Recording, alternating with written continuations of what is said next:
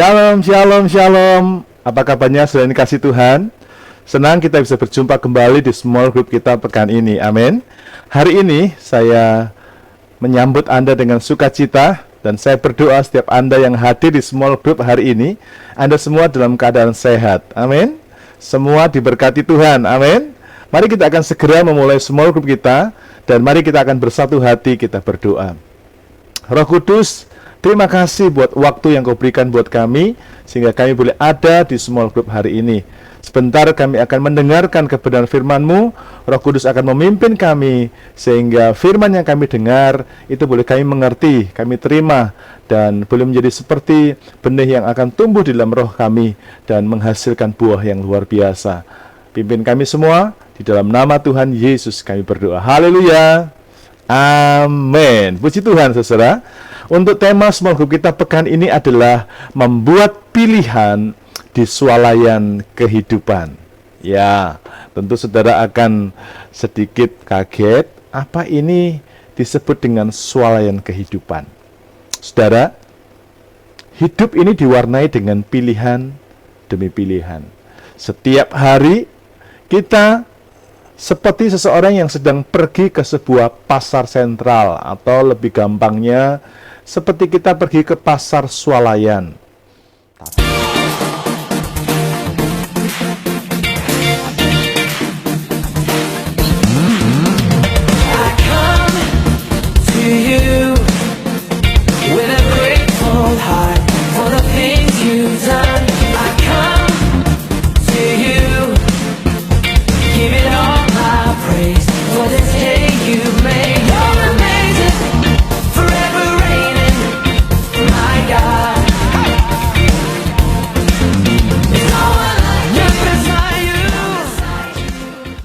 Tapi karena ini bicara tentang kehidupan, tentu saja pasarnya akan lebih besar. Jadi saya mengumpamakan nih kehidupan kita di bumi ini seperti kita ada di pasar sentral, pasar swalayan. Dan di sana Anda mesti memilih. Misalnya Anda hobi dengan teknologi, Anda coba ditawari dengan kemajuan teknologi. Mungkin Anda akan ketemu dengan gadget tercanggih, sehingga dari sana Anda akan, wah, bagus sekali, tapi mahal sekali. Dan Anda mulai tertarik dengan hal-hal seperti itu, lalu waktu Anda akan habis, uang Anda akan habis. Tujuannya adalah untuk bisa menghasilkan sesuatu yang bisa Anda beli dari sana. Mungkin Anda hobi masak, hobi makan. Anda akan ketemu di swalayan kehidupan ini tentang hal-hal yang menarik, sehingga mata hati Anda, hidup Anda, waktu Anda akan habis di pasar kuliner ini. Ya. Nah, di sisi lain, di pasar swalayan kehidupan ini ada area yang lain tentang bagaimana rahasia hidup dalam penyembahan. Anda ditawari untuk hadir di member kelas, Anda diajak untuk mesbah doa, dan ada tawaran-tawaran untuk pelayanan ke penjara-penjara. Anda diajak untuk mulai berpikir bagaimana melayani orang-orang yang membutuhkan. Sesuai yang kasih Tuhan, swalayan kehidupan ini menawarkan banyak hal, dan Anda harus memilih dari semua itu. Ya, semua yang saya sebutkan tadi ada di area swalayan kehidupan. Namun, yang utama dari semua itu adalah bahwa semua memiliki sifat yang berbeda-beda. Tetapi, saya melihat bahwa dari semua yang dijual, itu hanya memiliki dua sifat. Yang pertama, sifatnya adalah jasmani.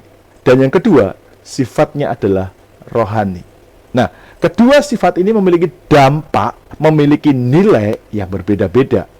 Kalau Anda memilih tentang perbuatan jasmani, maka Anda mesti ingat bahwa semua perbuatan-perbuatan jasmani itu akan melahirkan hal-hal yang bersifat jasmani atau bersifat daging. Itu artinya bersifat sementara. Tetapi kalau Anda mulai memilih yang rohani, maka yang rohani tadi akan melahirkan hal-hal yang bersifat rohani atau sorgawi. Artinya apa? Saudara akan memilih sesuatu yang bersifat kekal. Bahkan hasilnya juga akan Anda bisa nikmati di dalam kehidupan kekal atau di surga nanti. Sama seperti ketika seseorang membeli sesuatu. Ya, saya ingat kalau istri saya belanja, dia selalu begini, dia lihat di etalase itu. Oh, ini barangnya gimana nih? Expire apa tidak? Berapa lama masa berlakunya? Gitu ya. Nah, ketika Anda di kehidupan ini juga Anda akan memilih. Anda sekolah boleh, Anda bekerja harus, Anda mau sampai gelar S1, S2, S3 boleh, tapi ingat ini semuanya sifatnya sementara. Tapi Anda juga bisa memilih mau cari Tuhan, bekerja tapi tetap mengutamakan Tuhan, sibuk tapi tetap berusaha untuk membangun persekutuan dengan Tuhan. Semua ini punya dua sifat, sifat jasmani dan sifat roh. Sifat jasmani sementara, sifat roh itu akan berlangsung hingga pada kehidupan yang kekal. Pertanyaannya, mana yang harus Anda pilih? Ya, Yohanes 3:6 berkata, apa yang dilahirkan dari daging adalah daging. Apa yang dilahirkan dari roh adalah roh. Jadi kalau Anda memilih untuk melakukan perbuatan daging, maka Anda mesti ingat bahwa daging hanya akan melahirkan daging. Yang jasmani akan melahirkan hal-hal yang sifatnya jasmani. Galatia 5 ayat 19 dan 21, tentu saudara ingat, perbuatan daging telah nyata. Percabulan, kecemaran, hawa nafsu, penyembahan berhala, sihir, perseteruan, perselisihan, iri hati, amarah, kepentingan diri sendiri, percideraan roh, pemecah, kedengkian, kemabukan, pesta pora, dan sebagainya. Terhadap semuanya itu, ini yang saya ingin Anda menggarisbawahi. Kuperingatkan kamu seperti yang telah kubuat dahulu, bahwa barang siapa melakukan hal-hal demikian, ia tidak mendapat bagian dalam kerajaan Allah. Anda perhatikan, daging hanya melahirkan daging. Kalau Anda memilih untuk melakukan perbuatan daging, maka Anda tidak akan mendapat bagian dalam kerajaan Allah. Tetapi roh akan menghasilkan roh. Buah roh ialah kasih, sukacita, damai sejahtera, kesabaran, kemurahan, kebaikan, kesetiaan, kelemah lembutan, dan penguasaan diri. Tidak ada hukum yang menentang hal itu. Artinya, Anda ketika melakukan perbuatan yang dari roh, maka tidak ada seorang pun yang bisa menghentikan Anda. Karena Anda akan hidup dalam kekuatan yang luar biasa. Sekali lagi, mana yang harus Anda pilih? Ya, tentu saja kita harus memilih melakukan perbuatan-perbuatan yang bersifat rohani atau sorgawi. Ya, sekarang kita masuk pada poinnya. Mengapa kita harus memilih perbuatan surgawi atau perbuatan rohani? 1 Korintus 15 ayat yang ke-50 berkata, saudara-saudara, inilah yang hendak kukatakan kepadamu, yaitu bahwa daging dan darah tidak mendapat bagian dalam kerajaan Allah, dan bahwa yang binasa tidak mendapat bagian dalam apa yang tidak binasa. Mengapa kita harus memilih perbuatan rohani atau perbuatan yang sifatnya surgawi? Yang pertama, tujuannya ialah supaya Anda dan saya mendapat bagian dalam apa yang tidak binasa. Di kehidupan ini Anda harus memilih berbuat yang mana. Anda mesti melakukan apa, Anda mesti pilih. Nah, kita mesti memilih perbuatan rohani, lebih mengutamakan hal rohani. Kenapa? Supaya Anda mendapat bagian dalam apa yang tidak binasa. Ingat, hidup ini bukan tentang apa yang kita bisa nikmati di bumi ini saja. Tetapi ada sesuatu yang lebih penting, saudara, yaitu bahwa kita ini seperti sedang menabur di dunia ini dan kita akan menuainya di kehidupan kekal. Ya, apa yang Anda lakukan di dunia ini itu seperti kita sedang menabur dan nanti menuainya nanti kita menuai. Kapan? Waktu di dunia kekal. Karena itu, pilihlah perbuatan-perbuatan atau hal-hal yang tidak dapat binasa. Apa yang tidak dapat binasa?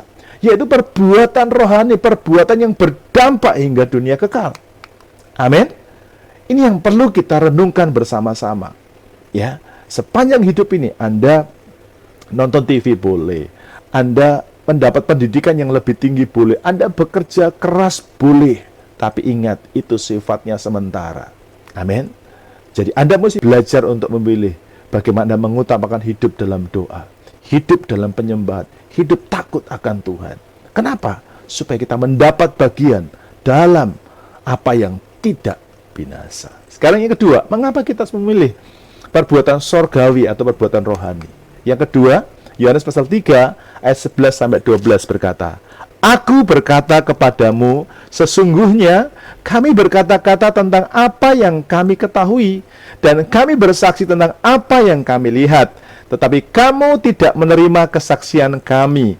Kamu tidak percaya waktu aku berkata-kata dengan kamu tentang hal-hal duniawi. Bagaimana kamu akan percaya kalau aku berkata-kata dengan kamu tentang hal-hal surgawi? Yang kedua, alasan mengapa kita harus memilih perbuatan rohani atau perbuatan surgawi, yang kedua adalah supaya kita ini bisa melihat hal-hal surgawi. Melihat itu bukan hanya cuma melihat dengan mata, itu artinya supaya engkau bisa mengalami hal-hal surgawi. Jujur saudara, jasmani, perbuatan jasmani tidak akan bisa membuat kita bisa mengerti dan melihat hal-hal yang sifatnya rohani. Mata jasmani kita mungkin tidak sakit katarak, mungkin Anda tidak perlu kacamata. Tetapi mata jasmanimu ini tidak bisa melihat perkara-perkara rohani. Contoh, kalau ada orang yang berbicara tentang, Pak, ayo cari Tuhan. Kalau Bapak rajin mencari Tuhan, Anda suka baca firman, pasti Anda akan diberkati. Nah, orang jasmani akan berpikir, pakai pikiran jasmani. Mana bisa, ini pendeta ngawur ini. Kalau kamu tidak kerja loh, mana bisa uang itu datang ke rumah saudara? Ya, kalau kita tuh tidak kerja keras, mana bisa? Siapa nak kasih uang? Ya, ini jasmani. Matamu tidak bisa melihat secara roh. Hatimu tidak bisa mengerti maksud daripada roh. Oleh karena itu, kita harus belajar untuk lebih lagi memilih tentang perbuatan-perbuatan roh. Mulailah bersekutu dengan firman. Mulailah hidup dalam penyembahan. Hadirlah dalam setiap pertemuan-pertemuan ibadah yang diadakan di tempat pelayanan kita. Kenapa? Supaya Anda dan saya itu bisa melihat hal-hal surgawi, hal-hal rohani. Ya, kita harus mengerti bahwa kehidupan rohani hanya bisa dilihat dengan cara rohani. Anda harus sadari bahwa kehidupan rohani hanya dipahami secara rohani. Anda harus mengerti betul bahwa kehidupan rohani hanya bisa dimengerti secara roh. Artinya gini, kalau Anda ingin mengerti kehendak Tuhan, Anda ingin mengerti hal-hal rohani, Anda mesti satu frekuensi dulu, sama dulu. Ya, contoh misalnya, orang yang tiap hari kerjanya kuliner, dia punya bahasa-bahasa kuliner. Nah, kita yang nggak tahu apa-apa, masuk ke sana, kita nggak ngerti ngomong apa ini, karena frekuensinya berbeda. Demikian juga, jika Anda ingin mengalami berkat-berkat rohani, Anda ingin mengerti nilai-nilai rohani, Anda mesti masuk ke dalam kehidupan rohani. Belajar membangun persekutuan dengan Tuhan, belajar hidup dalam doa, belajar baca firman, belajar mengerti firman Tuhan lebih dalam lagi. Maka di sana Anda akan bisa mengerti hal-hal rohani, mulai disingkapkan, ada mukjizat terjadi. Jadi, jika Anda ingin mengerti tentang perkara-perkara rohani, maka Anda harus membuat pilihan dalam hidup ini, yaitu pilihlah perbuatan-perbuatan yang bersifat rohani. Sekarang yang ketiga, mengapa kita harus memilih perbuatan surgawi? Mari kita buka sama-sama Yohanes pasal 3 ayat 31. Yuk sama-sama kita baca ya. 2, 3. Siapa yang datang dari atas adalah di atas semuanya. Siapa yang berasal dari bumi termasuk pada bumi dan berkata-kata dalam bahasa bumi. Siapa yang datang dari sorga adalah di atas semuanya. Amin, saudaraku. Sekarang mari kita lihat bagian yang ketiga, alasan penting. Mengapa kita harus memilih perbuatan surgawi? Tujuannya adalah supaya kita bisa berada di atas semuanya. Apa sih maksudnya kita berada di atas semuanya? Yohanes 3:31 berkata, siapa yang berasal dari bumi termasuk pada bumi. Tetapi siapa yang berasal dari sorga, dari atas, dia di atas semuanya. Maksudnya apa? Saya mesti sadar betul bahwa hidup ini tentang sebuah peperangan. Kita mesti sadar betul bahwa hidup ini tentang kompetisi menjadi yang terbaik. Saya perhatikan dari dulu, dari kecil, kita ini suka berkompetisi. Misalnya, Anda dikasih barang, kasih sesuatu, Anda pasti pilih. Misalnya ini kue, Anda akan timbang-timbang. Ini dari kecil, kita dari kecil. Wah, udah timbang-timbang. Dari kecil kita sudah tahu. Bagi sama saudaranya, bagi sama adiknya. Di kakak begini. Kamu yang kecil ya, Dek. Ya, dan ini berlaku hingga besar. Kenapa bisa demikian? Karena hidup ini berbicara tentang sebuah kompetisi untuk menjadi yang terbaik. Hidup ini merupakan sebuah perjuangan tentang bagaimana kita mendapatkan kualitas hidup yang terbaik. Nah, kalau kita ingin hidup kita ini berkualitas, kita menjadi yang terbaik, maka Anda harus memilih untuk melakukan perbuatan-perbuatan yang sifatnya rohani atau surgawi. Kenapa? Karena hanya ketika Anda memilih perkara-perkara yang rohani, maka itu yang membuat Anda di atas semuanya. Anda berkualitas, Anda jadi juara, Anda menjadi yang terbaik, Anda punya otoritas, Anda di atas semuanya, artinya level hidupmu akan naik. Saudara, ini kebenaran yang Tuhan taruh, Tuhan bagikan buat kita malam hari ini. Renungkan, kalau saudara pengen hidupmu berhasil, hidupmu berkualitas, derajat hidupmu naik, mulai pilih perkara-perkara rohani. Lupa, kalau begitu saya mesti tinggalkan yang duniawi. Tidak ditinggalkan. Yang mesti Anda lakukan kerja, ya kerjalah. Tetapi jangan lupa bahwa yang utama dalam hidupmu adalah mengejar perkara-perkara rohani. Nah, banyak orang, mereka nggak tahu prioritas ini. Banyak orang, mereka nggak tahu tentang mana yang penting dalam hidup ini. Karena mereka memang termasuk pada bumi. Mereka tidak suka perkara-perkara rohani. Sehingga di dalam Yohanes pasal yang ketiga, ayat yang ke-31 dikatakan, siapa yang datang dari atas adalah di atas semuanya. Jadi kalau saudara suka perkara-perkara surgawi, suka perkara-perkara rohani, suka bersekutu dengan firman, suka belajar firman, engkau di atas semuanya. Tapi siapa yang berasal dari bumi, yang nggak suka baca firman, yang nggak suka berdoa, yang nggak suka sembah Tuhan, Alkitab berkata, dia termasuk pada bumi, sama dengan orang bumi. Dan mulai berkata-kata dengan bahasa-bahasa bumi. Makanya kalau dikasih tahu, ayo percaya Tuhan. Nggak bisa, Pak. Ayo kita sungguh-sungguh cari Tuhan. Aduh, sibuk, Pak. Bahasanya bahasa bumi. Jadi nggak bisa dipaksa. Kecuali Anda membuat keputusan, Anda pindah jalur. Anda mulai mencari Tuhan. Anda mulai mencari perbuatan-perbuatan rohani atau perbuatan surgawi. Dan Alkitab berkata, siapa yang datang dari surga adalah di atas semuanya. Amin, saudaraku. Doa saya, ketika Anda berada di atas muka bumi ini, gambarannya seperti kita belanja di pasar swalayan kehidupan. Anda harus memilih dalam hidup ini. Pilihlah untuk mengejar dan melakukan perkara-perkara rohani atau surgawi. Baca firman. Baca Alkitab. Mulai ikut dalam penyembahan. Sesibuk apapun Anda. Mulai bangun persekutuanmu dengan Tuhan. Karena itu yang akan membuat hidup saudara tepat seperti yang firman Tuhan katakan. Yang pertama, saudara akan mendapat bagian dalam perkara yang tidak binasa. Anda punya jatah di surga.